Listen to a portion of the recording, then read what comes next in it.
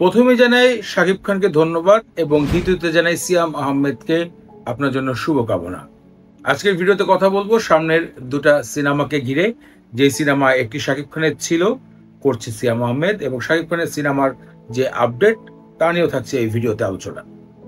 সম্প্রতি কিছু অনলাইন কিছু পত্রিকা থেকে যে বিষয়টা জানা যাচ্ছে যে শাকিব খানের সাথে মেহেদী হাসান হৃদয়, যিনি বরবাদ সিনেমার পরিচালক, উনি নেক্সট সিনেমার কাজ নিয়ে কথা বলেছিলেন এবং বেশ কয়েকটা গল্প তার কাছে শেয়ার করেন, এবং ওই গল্পের ভিতরে একটাও শাকিব খান সিলেক্ট করেননি। এটা কিন্তু খারাপ বিষয় না বা কাউকে ছোট করার বিষয় না।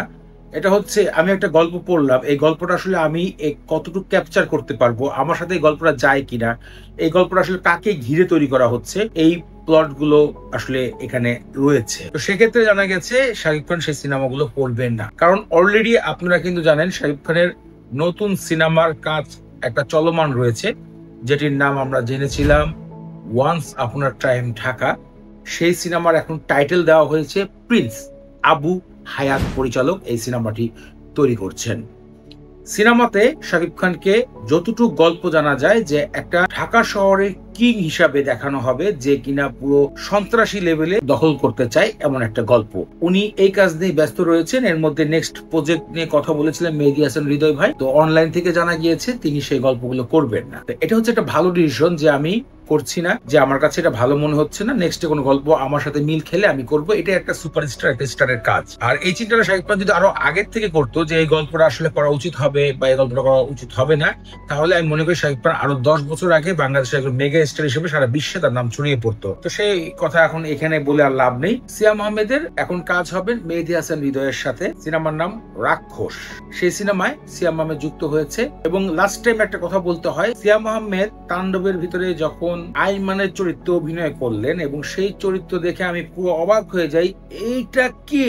বারবার প্রশ্ন, এটা সিয়াম আহমেদ? কারণ সিয়াম আহমেদ লাস্ট জঙ্গলি সিনেমা দেখলাম আর সিনেমা দেখলাম আমি তাণ্ডবের ভিতরে, মানে আকাশ পাতাল পার্থক্য। মনে হচ্ছে তামিলের কোন ভিলেনকে আমি দেখতেছি, ভয়ানক ভিলেন। মানে আমি আশ্চর্য হয়ে গেছি। একটা কথা বলতে হয়, সিয়াম আহমেদের লুকিং, অভিনয় স্কিল সব ঠিক আছে। যদি পরিচালক তাকে ব্যবহার করতে পারে তাহলে সিয়াম আহমেদও বাংলাদেশের একজন মেগা স্টার হয়ে দাঁড়াতে পারবে। চ্যালেঞ্জ, সেটার প্রমাণ দেওয়া হয়েছে রায়হান রাফি তাণ্ডব সিনেমায়। এখন কথা আসেন, মেহেদী হাসান হৃদয় ভাইয়ের একটা পয়েন্ট বলতে হয়, তিনি তার সিনেমাতে তার মন দিয়ে করেন। নায়ক সুপারম্যান হবে, তার কথা সেইভাবে তিনি সেট করবে, সুপারম্যান বানাই দেবে নায়ককে। নায়ক পানির মধ্যে দৌড়াবে, তিনি পারবেন। সো আমি মনে করি এবার একটা ধামাকা সিয়াম আহমেদের জীবনে আসতে চলেছে। সিয়াম আহমেদ এবার সুযোগ পেয়েছে, আমি মনে করি বেস্ট একটা পরিচালকের সাথে তার ভিতরে লুকিয়ে থাকা যেই পারফরমেন্স, যেটা রায়হান রাফি কিন্তু ধাক্কাতে দেখাই দিছে পারে, সেটা কিন্তু এবার সুযোগ রয়েছে সিয়াম আহমেদের রাক্ষসের ভিতরে। তবে এখানে একটা দুর্বল পয়েন্ট নিয়ে আমি কথা বলতে চাই, আমার কাছে ভালো লাগেনি। আমার ব্যক্তিগতভাবে এগুলো কোনো কথা না, আমি যেটা দেখি সেটাই নিয়ে কথা বলি। প্রার্থনা ফারদিন দিঘিকে সিয়াম আহমেদের বিপরীতে রাখা হচ্ছে, এই জায়গায় আমার একটা ধাক্কা লাগছে। কারণ প্রার্থনা ফারদিন দিঘি আমার কোনো ভাই পরিচিত মানুষ না, বা তার সাথে আমার কোনো পূর্ব শত্রুতা আমি নাই, তাকে আমি চিনিও না। সিনেমা দেখি, তার অভিনয় দেখে মনে হচ্ছে সিয়াম আহমেদের সাথে যেহেতু মেহেদী হাসান হৃদয় ভাইয়ের কাজ হবে, বরবাদে তার কাজ দেখেছি, সে কি লেভেলের সিনেমা তৈরি করেছে, সেই জায়গায় প্রার্থনা ফারদিন দেখি কতটা আসলে নিজেকে মেকআপ করতে পারবে, কতটা পারফরমেন্স দেখাতে পারবে, এটা আমি সন্দেহ রাখছি। সো আমার আজকের কথা, শাকিব ভাই যে একটা ডিসিশন নিয়েছেন যে গল্প পেলেই গল্প করতে হবে তা কোনো না, সিনেমা করতে হবে, এটা যে চিন্তা ভাবনা রেখেছে যে আমি গল্পটা পড়বো, এই গল্পটা আমার সাথে যায় কিনা, গেলে আমি সিনেমাটা করব, এই চিন্তা ভাবনাটার জন্য তাকে আমি কংগ্রাচুলেশন জানাই। আপনি পেরেছেন। এই জিনিসটাই দরকার বাংলাদেশের প্রত্যেকটা অভিনেতা অভিনেত্রীর ক্ষেত্রে, যে হ্যাঁ আমি গল্প পড়বো, এই গল্পটা আমার সাথে হয় কিনা, তারপর আমি সিনেমায় নামবো।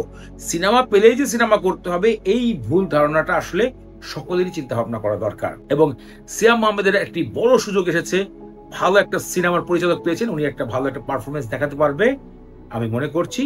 কিন্তু সন্দেহ রাখছি বারবার প্রার্থনা ফারদিন দিঘির দিকে।